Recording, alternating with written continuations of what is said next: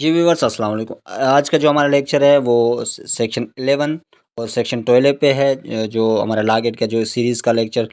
Number 3 है, जो हम फरवरी अपकमिंग जो फरवरी 2023 में जो टेस्ट आने वाले उसकी हम प्रिपरेशन कर रहे हैं। बिल्कुल फ्री में आपको बिल्कुल हम फ्री में प्रिपरेशन करवा रहे हैं। अगर आप भी फ्री में प्रिपरेशन करना चाहते हैं तो चैनल को लाजमी से सब्सक्राइब करें और व्हाट्सएप ग्रुप को लाजमी ज्वाइन करें, जहाँ पे मैं आपको बिल्कुल फ्री में PDF नोट प्रोवाइड करूँगा। व्हाट्सएप ग्रुप की लिंक मैंने डिस्क्रिप्शन में दे रखी है, वहाँ पे जाके आप व्हाट्सएप ग्रुप को ज्वाइन कर सकते हैं। तो अपने लेक्चर को स्टार्ट कर लेते हैं। जो भाई सेक्शन जो 11 है वो रेस जुडिकेटा के मोस्ट इंपॉर्टेंट सेक्शन है हमारा CPC का। इसमें ऐसे समझ लें सब जो भी सेक्शन हमने अभी तक पढ़े उन सब से जो बेस्ट सेक्शन जिसका मोस्ट इंपॉर्टेंट रोल प्ले है वो सेक्शन 11 का है।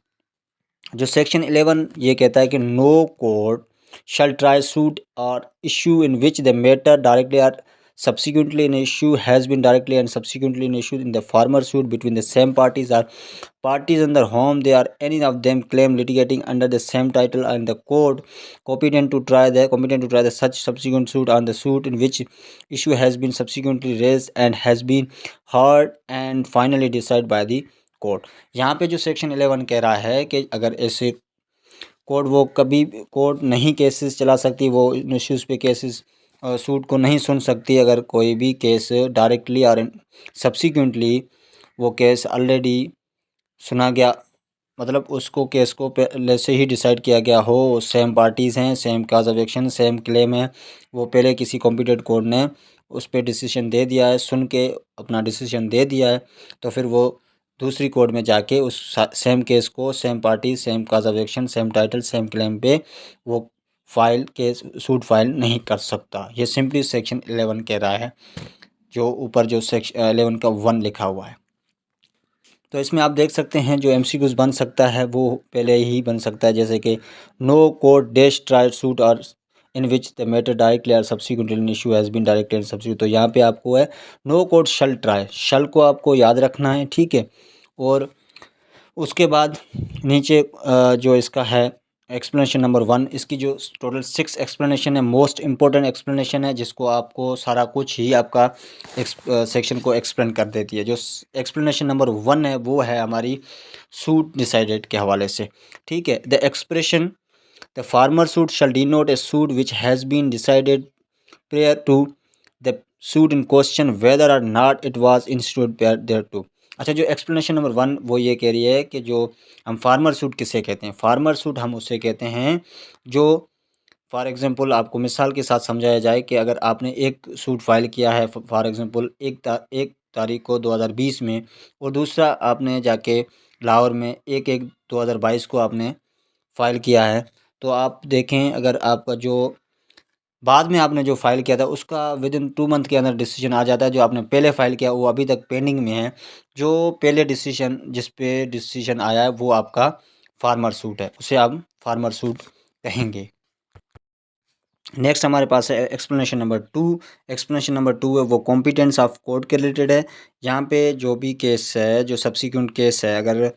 उस जो कॉम्पिटेंट कोर्ट का मतलब है अगर जो डिसीजन सुना गया है, जो डिसीजन दिया गया है वो किसी कॉम्पिटेंट कोर्ट ने ही दिया है जिस पे उसकी जुरिसडिक्शन थी और उसने सुन के सब उसके बाद ही डिसीजन दिया है, उसकी कॉम्पिटेंस है, तो फिर तभी जाके इस पे रेस जुडिकेटा अप्लाई होगा, अदरवाइज़ रेस जुडिकेटा यहाँ पे अप्लाई नहीं होगा। एक्सप्लेनेशन नंबर 2 कह रहा है कि जो कॉम्पिटेंट कोर्ट के बारे में है, जो भी सब्सिक्वेंट केस सूट है उस पे जिसने कोर्ट जो कोर्ट है फैसला दे रही है, जो डिसीजन दिया है जिस कोर्ट ने, वो अगर कॉम्पिटेंट है उस सूट को चलाने की ट्राई के लिए, तो वो फैसला जो भी होगा उस पे रेस जुडिकेटा अप्लाई होगा। अगर वो कॉम्पिटेंट नहीं है तो उस पे वो रेस जुडिकेटा अप्लाई नहीं होता। जी नेक्स्ट हमारे पास है एक्सप्लेनेशन नंबर 3, जिसमें हम यहाँ पे है कि कोई भी ऐसा मैटर है जो सिविल नेचर का जो भी सिविल केस है उसमें अगर कोई भी पार्टी एलेज करती है तो एक पार्टी उसमें डिनाई करेगी और अदर पार्टी या तो उसको एडमिट कर लेगी या फिर डिनाई करेगी। तो फिर ये जो केसेस होते हैं, इश्यूज़ होते हैं, वो डायरेक्टली भी हो सकते हैं और इनडायरेक्टली होते हैं, उन पे ये एक्सप्लेनेशन नंबर 3 कहता है। उसके बाद हमारा जो एक्सप्लेनेशन नंबर 4 है, मोस्ट इंपॉर्टेंट एक्सप्लेनेशन नंबर 4 है, ये है हमारा कंस्ट्रक्टिव रेस जुडिकेटा। मतलब कि ऐसी कोई पार्टी है, कोई ऐसा इशू है, मगर जो पहला केस था, जो पहला केस फार्मर केस में उसने अपने जो कोई ऐसा इशू रेज़ नहीं करती, फिर वो अलग इशू रेज़ करके अलग एक अपना सूट फाइल करती है तो वो उस इशू को एज ए कोर्ट माना जाएगा कि आपने जो पहला केस था आपका फार्मर केस में भी आप ये इशू रेज कर सकते थे, मगर आपने नहीं किया, तो इस पे भी रेज जुडिकेटा अप्लाई होगा। ये मोस्ट इम्पोर्टेंट एक्सप्लेनेशन थी। हम इसका एक एग्जांपल लेते हैं कि अगर कोई भी फॉर सपोज़ असलम और अहमद के बीच में कोई केस था, तो उसमें असलम ने फॉर एग्जांपल कोई विल, ऐसी कोई प्रॉपर्टी असलम कह रहा है कि ये मुझे विल में दी गई है और अहमद कह रहा है कि ये मुझे गिफ्ट में दी गई है। वो फैसला अहमद के हक़ में आ जाता है, असलम के अगेंस्ट आ जाता है, कोई उसके पास विल रजिस्टर नहीं देता वो कोर्ट में। उसके बाद कुछ टाइम के बाद असलम को ये याद आता है कि मेरे पास एक रजिस्टर्ड विल भी है। अगर वो बाद में अलग एक सूट जाके फ़ाइल करता है कि हाँ मेरे पास इसकी जो विल है वो रजिस्टर्ड है, फिर वो कोर्ट कहेगी कि आप पहले जो आपका केस था, फार्मर केस था, उसमें भी आप ये विल पेश कर सकते थे, आपने नहीं की, तो माना जाएगा कि वहाँ पे इस सेक्शन पे, इस एक्सप्लेनेशन पे रेस जुडिकेटा ही अप्लाई होगा। उसके बाद हमारे पास है एक्सप्लेनेशन नंबर 5 है, जो रिलीफ क्लेम के रिलेटेड है। तो इसमें दो कोई ऐसे रिलीफ अगर कोई भी दो ऐसे रिलीफ हैं जो एक केस में, एक सूट में दिए गए हैं, मगर कोर्ट कोई भी एक रिलीफ पे अपना फ़ैसला सुनाती है, एक को नहीं वो सुनती है, उसे इग्नोर कर देती है, तो उसे यही माना जाएगा कि जो दूसरा, अगर वो दूसरा रिलीफ के रिलेटेड जाके अपना केस फाइल करे कि हाँ मेरा कोर्ट ने एक रिलीफ दिया, मेरा दूसरा रिलीफ नहीं दिया, तो वो जो दूसरी कोर्ट है वो एज है, ऐसा ही माना जाएगा कि जो आपकी दूसरी रिलीफ है उसे कोर्ट ने रिफ्यूज़ कर दिया है। मतलब ये कि दो रिलीफ अगर कोई भी पार्टी अपने केस में मांगती है, अगर एक रिलीफ देती है कोर्ट, दूसरा रिलीफ को छोड़ देती है, तो दूसरे रिलीफ को वो पार्टी कोई भी दूसरी कोर्ट में जाके फ़ाइल नहीं कर सकती। इशू ये नहीं कह सकती कि मेरा दूसरा रिलीफ मुझे नहीं मिला है, तो मुझे ये काइंडली दिया जाए, तो उस पर रेस जुडिकेटा अप्लाई होगा, एज ये माना जाएगा कि आपका जो दूसरा रिलीफ है उसे कोर्ट ने रिफ्यूज़ कर दिया। नेक्स्ट हमारे पास एक्सप्रेशन नंबर 6 है, जो रिप्रेजेंटेटिव सूट के रिलेटेड है। तो इसमें ये है कि एग्जांपल के साथ हम इसको समझने की कोशिश करते हैं। फॉर एग्जांपल जो ए बी सी डी है, उनके बिहाफ पे अगर उनके बिहाफ पे एफ सूट फाइल करता है, और जेड के अगेंस्ट अगर जेड कोई न्यूजेंस क्रिएट करता है against A B C D के, तो अगर ए बी सी डी मिल के अगर एफ़ को अपना बिहाफ पे केस सूट फाइल करने को कहते हैं, तो अगर वो जो सूट है उनके अगेंस्ट आ जाता है और जेड के फेवर में आ जाता है, तो फिर ए बी सी डी में कोई भी अलग सूट फाइल नहीं कर सकता जेड के अगेंस्ट कि हाँ ये आपने हमारे अगेंस्ट कोई न्यूजेंस क्रिएट की है, क्योंकि उनके बिहाफ पे ऑलरेडी एफ़ ने इनके अगेंस्ट सूट फाइल कर चुका होता है। तो ये हमारा था सेक्शन 11। उसके बाद हमारे पास है section 12।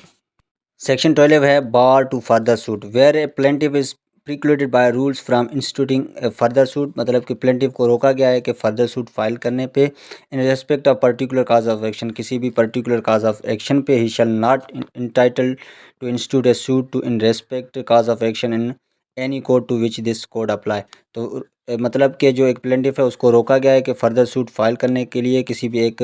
Particular cause of action पे वो अपना जो सूट है वो इंस्टीट्यूट नहीं कर सकता, जहाँ पे ये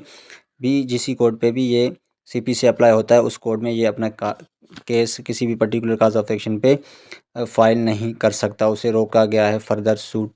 पे। नेक्स्ट हमारे पास है 12(2), where a person challenge the validity of judgement, decree और order on the plea of fraud, misrepresentation और want of jurisdiction, he has seek his remedy by make an application to the court which pass the final judgment, decree or order and not to be in separate suit। अच्छा, यहाँ पे clear section 12(2) ने कह दिया है कि अगर कोई भी पार्टी है वो किसी भी जजमेंट या डिक्री या ऑर्डर को किसी भी प्ली ऑफ फ्रॉड पे या मिसरिप्रेजेंटेशन पे या वांट ऑफ jurisdiction पे अगर वो कोई भी फाइल करती है, तो उनके अगेंस्ट वो एप्लीकेशन दे सकती है उसी कोर्ट में जिसने जो डिक्री को एग्जीक्यूट करा हुआ है, या फिर वो जिसने ऑर्डर दिया है, या फिर जो भी डिक्री एग्जीक्यूट के कोर्ट है उनमें जाके वो एप्लीकेशन दे सकती है कि जो फैसला दिया गया है, जो जजमेंट दी गई है, या जो डिक्री या ऑर्डर पास किया गया है वो फ्रॉड या मिसरिप्रेजेंटेशन या फिर वांट ऑफ जुरिसडिक्शन पे दी गई है, तो इसके अगेंस्ट वो एप्लीकेशन दे के वो अपने राइट्स को ले सकती है अपने। और बाकी जो यहाँ पे court which pass the degree और फाइनल डिग्री यहाँ पे कहा गया, उसके अगेंस्ट आप सेपरेट सूट फाइल नहीं कर सकते, सिर्फ आपको एप्लीकेशन देनी है। किसी भी जजमेंट या डिग्री ऑर्डर को आप अगर आप चैलेंज कर रहे हैं, वैलिडिटी को चैलेंज कर रहे हैं कि हाँ ये फ्रॉड या मिसरिप्रेजेंटेशन पे ली गई है, तो आप एक एप्लीकेशन सेपरेट फाइल करेंगे उसी कोर्ट में, और आप अलग सेपरेट सूट फाइल नहीं कर सकते। ये सेक्शन 12(2) बता रहा है। तो यहाँ पे आपको क्लियर हो गया है क्या। आई होप को आपको वीडियो पसंद आई होगी। तो अगर आपको वीडियो पसंद है तो लाजमी से लाइक करना, लाजमी चैनल को सब्सक्राइब करना। अगर आप फ्री में लॉ गेट की प्रिपरेशन करना चाहते हैं तो लाजमी चैनल को सब्सक्राइब करें, व्हाट्सएप ग्रुप ज्वाइन कर लें जिसकी लिंक मैंने डिस्क्रिप्शन में दे रखी है। मिलते हैं नेक्स्ट वीडियो में, तब तक के लिए अल्लाह हाफिज़।